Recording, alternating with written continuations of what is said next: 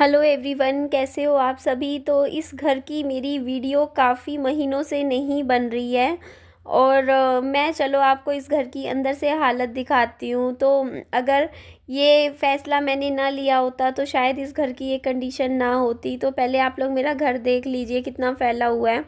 Actually मैंने ना ये घर मेरी मम्मा मेरा घर ये पूरा सेट था पूरा। मैंने आप लोग मेरी लास्ट टाइम वीडियो देखना जनवरी की, जब मैं यहाँ पर आई थी रहने के लिए, तो मैंने पूरा घर अच्छे से पूरा सेट कर रखा था। सब कुछ मैनेज था इस घर में। तो आप सोचोगे फिर अब ये घर इतना ज़्यादा फैल क्यों गया है। तो ये घर मैंने मेरी मम्मा को दे दिया था। मैंने कहा मम्मी आप इसमें घर में अपना रह लो, मतलब दिन में रह लिया करो, रात को चाहे देख लेंगे। तो ये काफ़ी दिन पुरानी बात है, काफ़ी क्या 1 महीना हो चुका है इस बात को। तो मैंने दे दिया था। तो तब से लेके अब तक मम्मी हर दूसरे तीसरे दिन इस घर में काम करती हैं। पहले तो मम्मी ने अलमारी में सारे मेरे तय करे हुए कपड़े थे, सारे निकाल के बाहर सोफ़े पे रख दिए, कह के कि ये मैं देखूंगी, धूप लगाऊंगी। तो तब से ये यहीं पड़े हैं 1 महीने से। उसके बाद मम्मी ने ये दीवान खोला था, तो दीवान भी ऐसे का ऐसा तब का ही रखा हुआ है। और रसोई भी मम्मी सारे बर्तन वर्तन निकाल के रख दिए थे। मम्मी ने यहाँ पे देखो बेड के ऊपर सामान रख दिया था। विहान के सारे खिलौने टॉयज़ मैंने एक कट्टे में बंद करके सारे रख रखे थे। मम्मी ने सारे खोल के बोलते कि धोऊंगी मैं उनको। और फिर ये सोफ़े वगैरह भी कल मम्मी ने बाहर निकाल रखे थे। तो इस वजह से मेरा घर जो है ना पूरा का पूरा आप देख सकते हो फैल गया है। तो ऐसे ही होता है। तो अभी मैं खुद कर भी नहीं सकती क्योंकि मम्मी कह रही है कि मैं अपने हिसाब से करूँगी, रुक जा कुछ दिन में अपने आप से मैं सेट कर दूँगी। तो मैंने कहा ठीक है। मैंने मम्मा को बोला, मैंने कहा मम्मी 1 हफ्ते का आपको मैंने टाइम दे दिया, आप अपने हिसाब से पूरा घर सेट कर दो, नहीं तो फिर मैं आऊँगी बीच में मैं करूँगी सेट। तो ये था सुबह का समय। सुबह उठते ही सबसे पहले मेरी दिन की शुरुआत हुई थी मुँह धोने से। तो मैंने बस डव साबुन होता है ना, मैं वो फेस पे लगा लेती हूँ क्योंकि वो इतना हार्श केमिकल वाला नहीं होता। या मैं पियर्स भी लगा लेती हूँ फेस पे, अदरवाइज़ मैं कोई ना कोई फेस वॉश ही यूज़ करती हूँ। तो मैंने उसके बाद फेस वॉश करने के बाद मैंने हल्का सा काजल लगाया था और हल्की सी लिपस्टिक लगा के फिर मैं पहले तो मेरे को था कि मैं बाल ना मैं बांध लेती हूँ ऐसे ही। मैंने 2-3 दिन से बालों में कंघी नहीं करी थी। और मेरे बाल क्योंकि मैं बीच में बाजार भी गई थी, तो मैं जैसे बाइक चलाती हूँ ना, तो बाइक चलाने से बाल बिल्कुल उड़ते हैं। तो मेरे बाल बहुत ज़्यादा ना ड्राई और ऐसे ऐसे ऐसे हो जाते हैं, देख सकते हो। तो मैंने ना मेरे बाल इतने उलझ चुके थे, इतनी गुलजटे हो गई थी ना मेरे बालों में। तो एक बार तो मन हुआ कि मैं दिन में, क्योंकि मेरी बहुत बुरी आदत है, मैं क्या करती हूँ बालों में कंघी सुबह सुबह ना करके ना मैं सुबह उठते ही ना ऐसे ही बाल बांध लेती हूँ और दूसरे घर के कामों में लग जाती हूँ। और मैं सोचती हूँ कि बालों में कंघी मैं आराम से दिन में या शाम को करूँगी फ्री होके।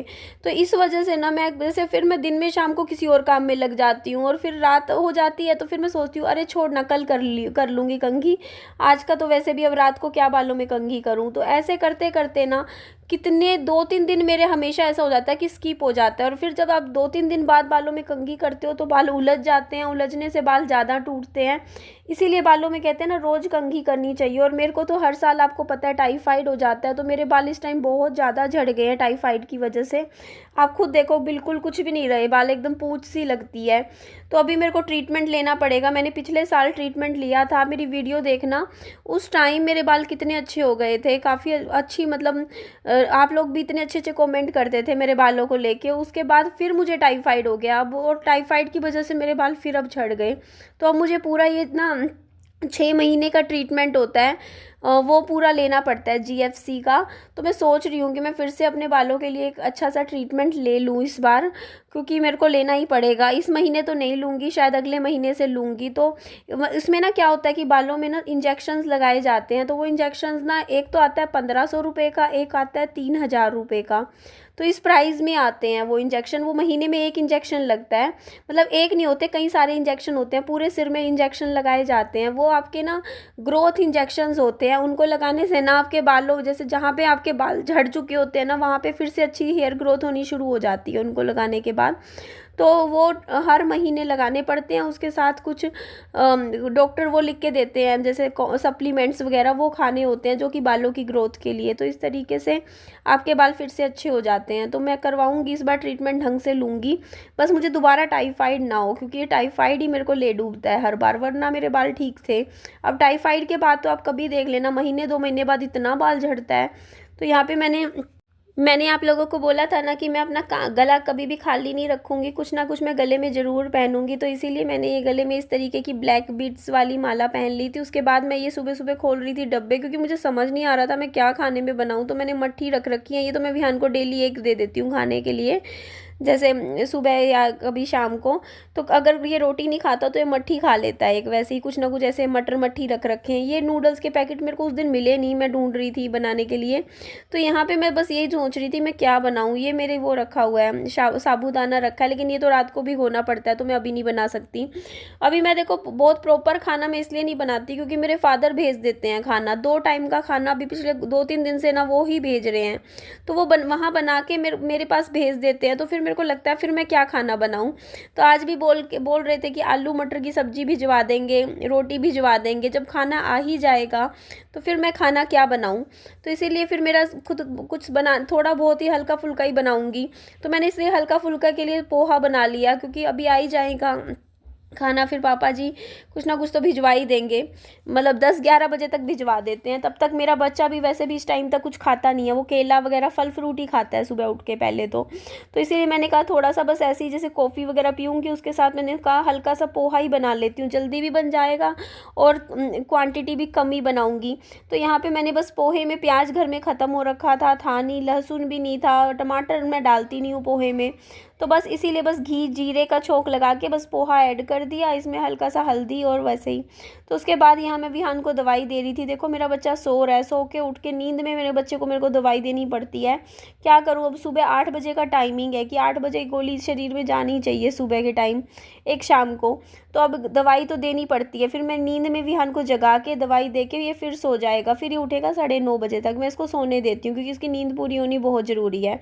उठ के फिर खा पी लेगा। तो डॉक्टर से मैंने पूछ रखा है, मैंने बताया था कि सुबह सुबह हो नहीं पाता, मतलब कुछ खाए, मतलब शाम को दवाई देती हूँ तब तो कुछ खिला लेती हूँ विहान को, फिर दवाई देती हूँ। तो डॉक्टर बोलते कोई दिक्कत नहीं है, आप खाली पेट भी बच्चे को दवाई दे सकते हो, क्योंकि छोटी सी तो गोली है। तो अभी मेरी दिन की शुरुआत हो रही है, दही पोहा खा रही हूँ मैं नाश्ते में। तो आप लोग भी मेरे साथ नाश्ता कर लीजिए। हेलो एवरीवन, कैसे हो आप सभी। तो इसीलिए देखो आज मैंने ये ब्लैक कलर की माला गले में इसलिए पहनी क्योंकि ना मुझे ना गला खाली मैं कभी रखूँगी नहीं, तो मेरे को कुछ ना कुछ ज़रूर पहनना था। और हाथों में मैंने एक एक कड़ा, आप लोग कह रहे हो कि चूड़ियाँ पूरे हाथों में क्यों नहीं पहन रखी हैं, तो एक एक कड़ा मैं इसलिए पहन रही हूँ अभी इस टाइम। ये देखो दोनों हाथों में एक एक, क्योंकि अभी जैसे घर के काम वाम करती हूँ तो देखो इतनी महंगी चूड़ियाँ हैं ये वाली, ये 7-8 मतलब ये 300 रुपये की, मतलब दोनों हाथों की चूड़ियाँ हैं 300 रुपये की। तो इसीलिए मैंने कहा क्यों खराब करी, बर्तन धोऊंगी, काम करूंगी, सारी इनकी चमक निकल जाएगी। ये सुंदर चूड़ियाँ जैसे कभी मैं तैयार होती हूँ तब मैं पहनूं या सूटों के साथ पहनूं तो अच्छा लगता है ना। घर में इतनी महंगी चूड़ियाँ क्यों खराब करनी है।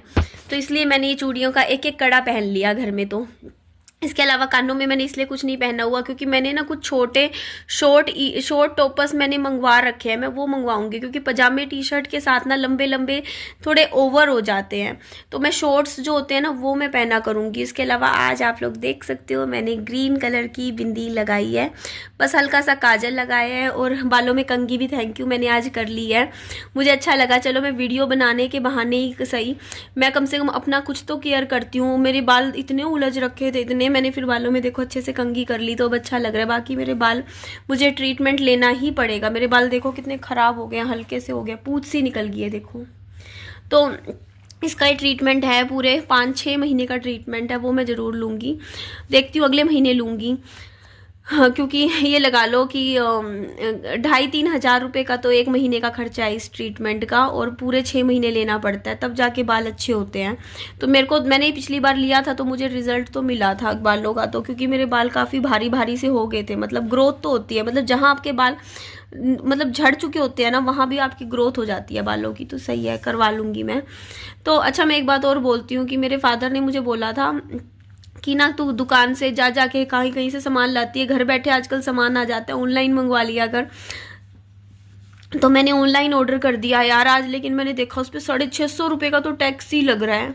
मेरे को लग रहा कि मेरे को अच्छा है, सामान सस्ता मिल रहा है, इतना डिस्काउंट मिल रहा है। वो डिस्काउंट तो मतलब इतना डिस्काउंट तो दुकानों पे भी मिल जाता है देखा जाए तो, और टैक्स कितना लग रहा है मैं यूँ देख रही, मैंने कहा 650 रुपये टैक्स, ओ माय गॉड इतना टैक्स लगता है। सच में मैं तो हैरान होगी सुन के, मैंने कहा देख के कि यार इतने रुपए मैं फालतू दे रही हूँ ऑनलाइन खरीदने के सामान।